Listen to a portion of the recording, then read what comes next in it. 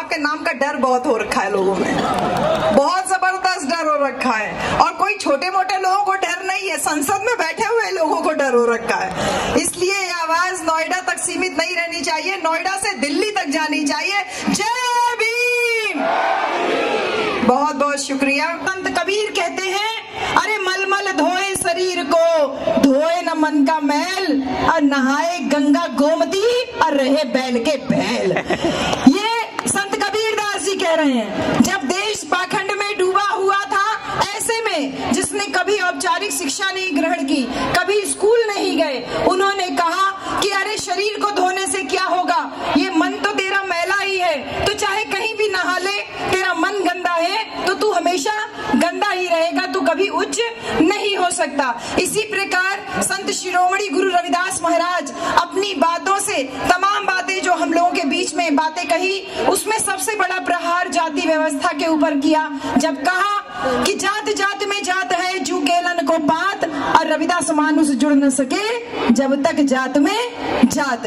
चर्म मांस और रक्त का तन का बना आकार, अरे नजर पसारे देख लो सारा जगत चमार। जब वो कह रहे हैं ये बात कि अरे चमड़ा मांस और रक्त का शरीर बना हुआ है, तो नजर पसार के देखो हर एक व्यक्ति तो चर्म मांस और रक्त से बना है, हर एक व्यक्ति तो चमार है, तो फिर क्यों अपने आप को कोई श्रेष्ठ मान रहा है, कोई नीचा मान रहा है। तो संत शिरोमणि गुरु रविदास महाराज एक विचार देके जाते हैं, जो धार्मिक पाखंड में देश डूबा हुआ था, उनको उससे निकालने के लिए और जाति पाति के भेदभाव को खत्म करने के लिए उन लोगों ने हम लोगों के अंदर आत्मविश्वास जगाया कि ऊंच नीच, कहते हैं रविदास जन्म के कारणे होत न को नीच। अरे रविदास ये जाति पाति का रोक करता है मनुष्य को नीच, ये रविदास जन्म के कारण कोई ऊंच नीच नहीं होता, ये तो नीच करती है ओछे कर्म की कीच। जो तुम्हारे गंदे कर्म है, बुरे कर्म है, इससे तुम नीचे बनते हो। तो हमें आत्मविश्वास जगाया, जो सम्मान के हकदार हम थे उस हक को दिलाने का काम हमारे महापुरुषों ने किया, संत लोगों ने किया। जब सामाजिक सम्मान की बात आई तो पेरियार रामास्वामी नायकर, महात्मा ज्योतिबा फूले ने आंदोलन किया। उन्होंने कहा कि हम तुम्हारी बनाई हुई जाति व्यवस्था को नहीं मानते, हम ठोकर मारते हैं। हमने सत्य शोधक समाज बनाया, हमने आत्मसम्मान का मूवमेंट चलाया। पेरियार रामास्वामी नायकर ने आपको हमको सम्मान दिलाने के लिए इस व्यवस्था के खिलाफ मोर्चा लिया। उसके बाद आते हैं बाबा साहब डॉक्टर भीमराव अंबेडकर। बाबा साहब ने भारत का संविधान लिख करके जो महापुरुषों के द्वारा बताया हुआ रास्ता था, उस रास्ते पे चलने के लिए एक बहुत दमदार दस्तावेज हमारे सामने खड़ा कर दिया। क्योंकि ये देखिए कि इस दुनिया में, इस दुनिया क्या ये कह लीजिए, इस भारत देश में राजा राम और सीता राम की लड़ाई चल रही है। और राजा राम सीता राम की लड़ाई कैसे चल रही है, जो हम लोग गांव में एक कहानी के माध्यम से बताते हैं। एक गांव में एक ऊंची बिरादरी का व्यक्ति आकर के रहने लगा। उसने गांव की एक महिला से शादी कर ली, कथा वथा कह करके उसका परिवार चलने लगा, परिवार पालने लगा। फिर उसके बच्चे हो गए, 2 बच्चे हो गए, तो उसका परिवार चलना मुश्किल हो गया। उसने कथा कहने की फ्रीक्वेंसी थी वो जल्दी जल्दी कर दी कि ज्यादा से ज्यादा कथा कहूं जिससे कि ज्यादा पैसा मिले, मेरा परिवार चलता रहे। फिर उसके बाद जब बच्चे सयाने होने लगे तो उसका खर्चा चलना और मुश्किल हो गया। तो उसने तय किया कि मैं अपने बच्चों को प्रधानी का चुनाव लड़वा देता हूँ। तो उसने अपने दोनों बच्चों को प्रधानी का चुनाव लड़वा दिया और रोजाना गांव वालों के बीच में जाके कहता, अरे ये राजा राम बहुत नालायक है, राजा राम कोई काम नहीं करता, मुझे एक गिलास पानी तक नहीं देता। देखो प्रधानी के चुनाव में सीताराम बढ़िया आदमी हो सकता है। बच्चे उसी के हैं दोनों, लेकिन अपने एक बच्चे के खिलाफ समाज में बोल रहा है। सब कहते हैं हाँ हाँ बेटा हो तो सीताराम जैसा, राजा राम जैसा बच्चा नहीं चाहिए। तो इस राजा राम और सीताराम की लड़ाई में सीताराम चुनाव जीत जाता है। अगर मैं आपसे पूछूं तो घी किसके घर की खिचड़ी में गिरा, शासन सत्ता किसके घर की खिचड़ी में आई, किसके घर के हिस्से में आई?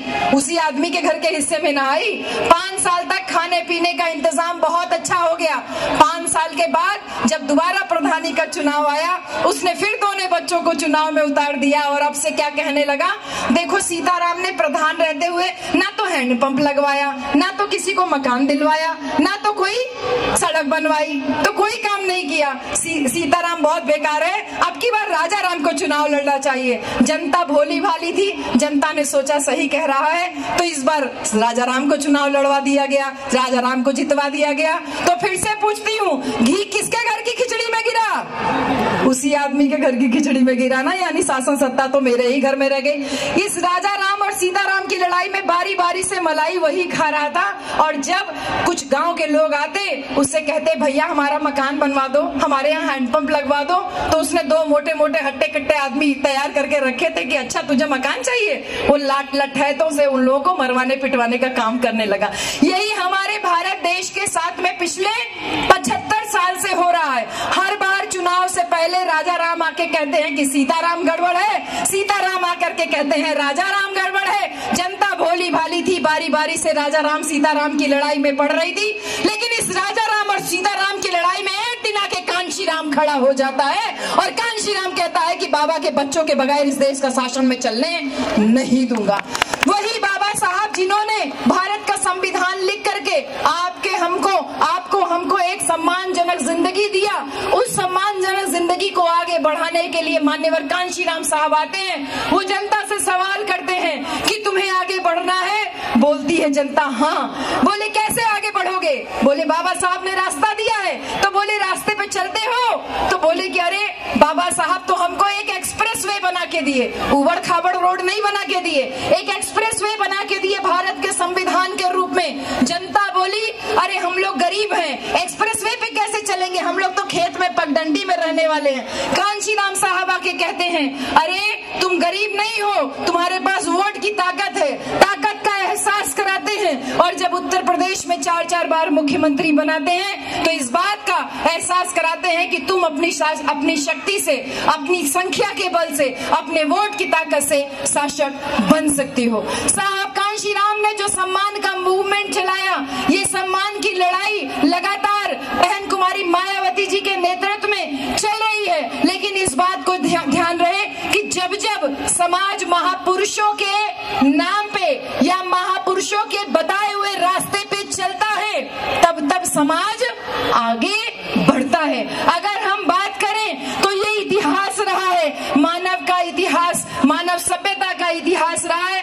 कि हजारों संस्थाएं, हजारों जो विचार हैं वो समाज को रेगुलेट करने के लिए, समाज को नियंत्रित करने के लिए बनाई जाती है। जैसे कि वो विचार बारी बारी से आते हैं, कोई आए, कोई नया कथावाचक आया, उसने नया विचार दिया, लेकिन समय के साथ वो सारी विचार विलुप्त हो जाते हैं। जो नहीं विलुप्त होता है वो यही है, वो है धर्म और पूंजी।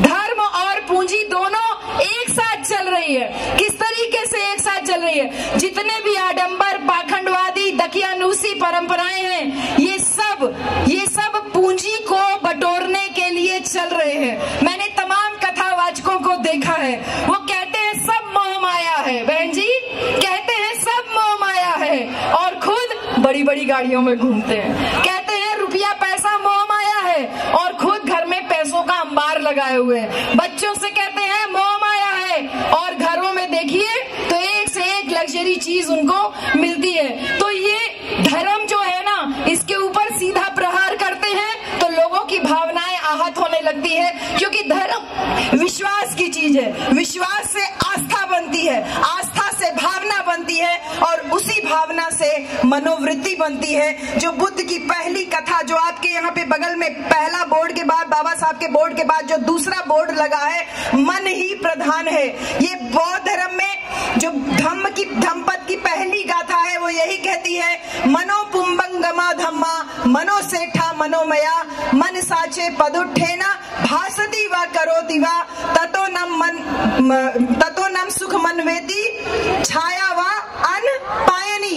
यानी कि मन ही सारी बातों का अगुआ है, मन ही सारी बातों का प्रधान है। सारी बातें मन से ही शुरू होती हैं और मन से ही खत्म होती हैं। अगर हम सच्चे मन से, खुशी मन से कोई कार्य करते हैं तो सुख हमेशा हमारे पीछे लगा रहता है, जैसे हमारी छाया हमारे पीछे लगी होती है। तो इसी मन से, इस मनोबल को ऊंचा करने के लिए ये जो आज सांस्कृतिक महोत्सव इस नोएडा की धरती पे इतने विशाल रूप में जो आयोजन हुआ है, ये आपको और हमको पावर दे रहा है, ये आपको हमको ताकत दे रहा है, और यहाँ से हमको ताकत लेकर के जानी है। क्योंकि बुद्ध ये कहते हैं, भगवान बुद्ध ये कहते हैं कि किसी बात को इसलिए मत मानना कि कोई महापुरुष कह के गया है, किसी बात को इसलिए भी मत मानना कि कोई पढ़ा लिखा व्यक्ति कह रहा है, किसी बात को इसलिए भी मत मानना कि सदियों से परंपरा चली आ रही है। जैसे बहन जी, पिछली बार जब 10 साल पहले आपके यहाँ आई थी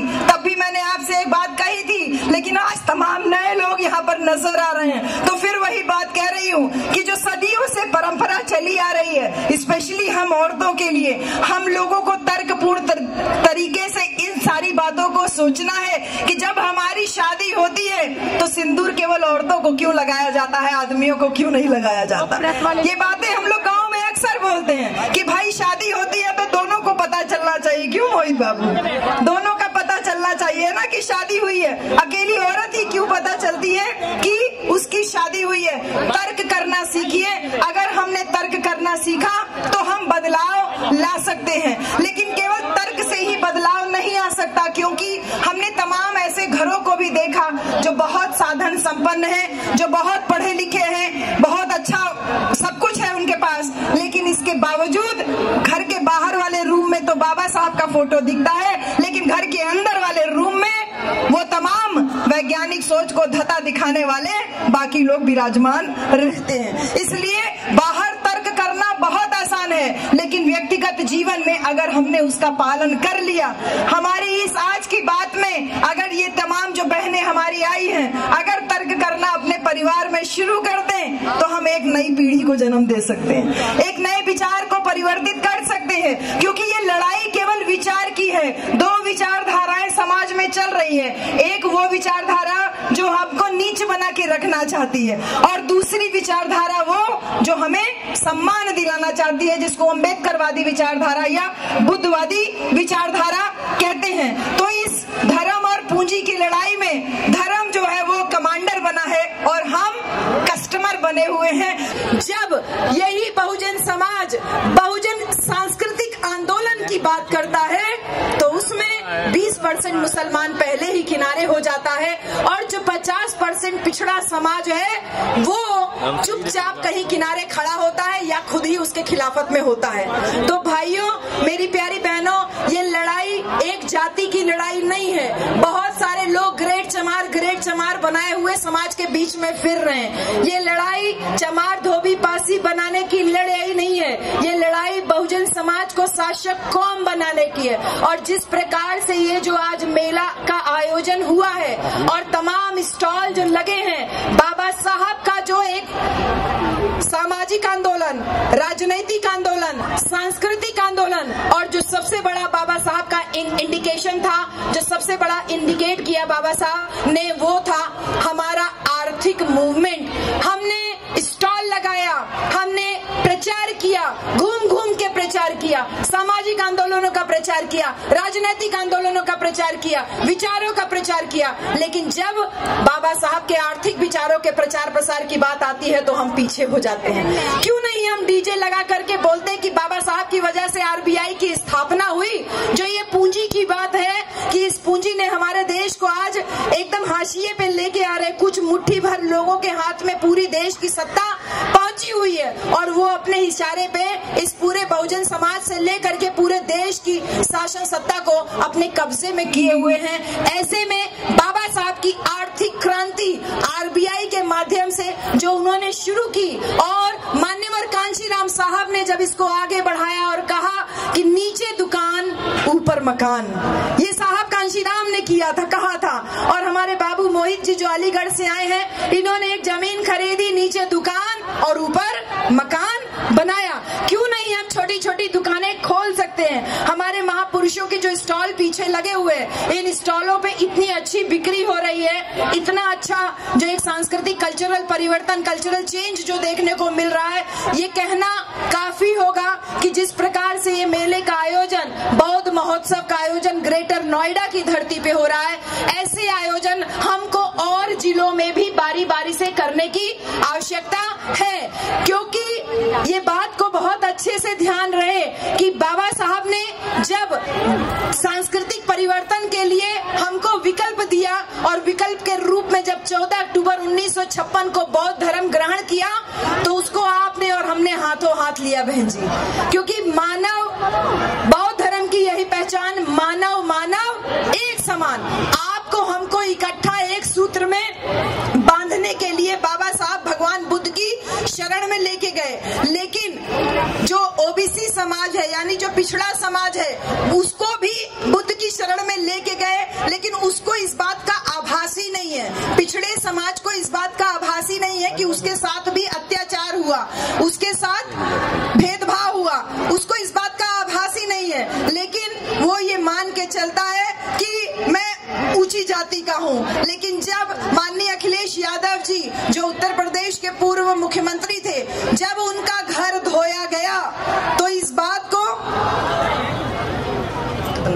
जब उनका घर धोया गया तो इस बात को लोगों को समझ में आया कि तुमने जिले के नाम चेंज किए, संभल जिले का नाम चेंज किया, रविदास नगर जिले का नाम चेंज किया, तमाम बहुजन महापुरुष पंचशील नगर हापुड़ का नाम चेंज किया, तमाम जो जिलों के नाम तुमने चेंज किए। जब तुम्हारा घर धोया गया तो तुमको पता चला कि तुम भी नीच समझे जा रहे हो, शूद्र समझे जा रहे हो, छोटा समझे जा रहे हो। इसलिए मेरा आह्वान है कि वो तमाम ओबीसी के लोग जो आज हम लोगों के मंच पे वक्ता बने हुए हैं, नेता बने हुए हैं, लेकिन जब चुनाव आता है तो अपनी जाति के नेताओं के साथ हेलीकॉप्टर में बैठ के घूमते हुए नजर आते हैं।